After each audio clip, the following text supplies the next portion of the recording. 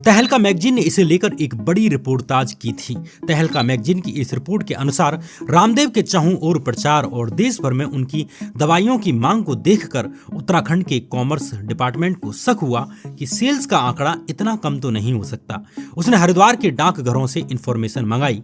पता चला कि दिव्य फार्मेसी ने उस साल 3,353 पार्सलों के जरिए 2,509 किलोग्राम माल बाहर भेजा था। इन पार्सलों के अलावा 13,13,000 मूल्य के वीपीपी पार्सल भी भेजे गए थे। इसी साल फार्मेसी को 17,50,000 के मनी ऑर्डर भी आए थे।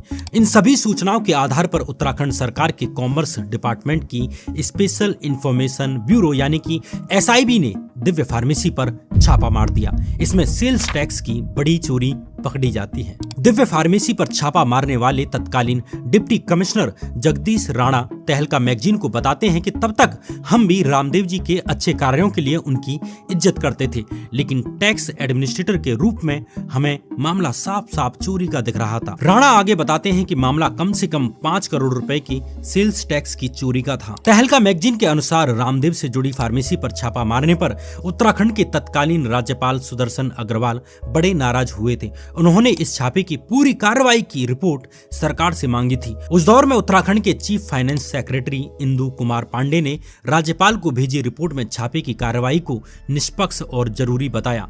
कांग्रेस नेता और तत्कालीन मुख्यमंत्री नारायण दत्त तिवारी ने भी इस रिपोर्ट के साथ अपना विशेष नोट लिखकर भेजा था, जिसमें उन्होंने चीफ सेक्रेटरी की बात दोहराई कि कार्रवाई निष्पक्ष है और जरूरी थी।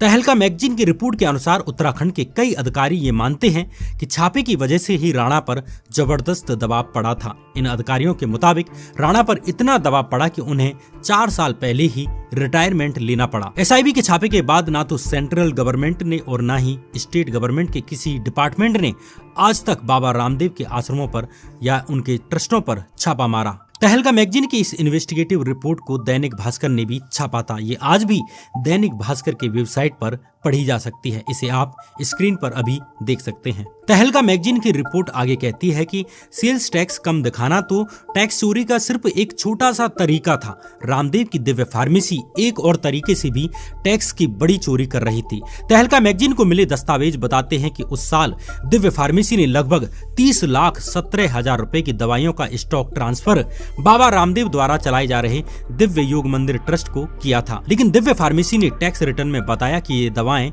गरीबों और जरूरतमंदों को मुफ्त में बांटी गई हैं। लेकिन कमर्शियल टैक्स डिपार्टमेंट के तत्कालीन अधिकारी बताते हैं कि दिव्य फार्मेसी इन दवाओं को कनकल स्थित दिव्य योग मंदिर ट्रस्ट से बेच रही थी।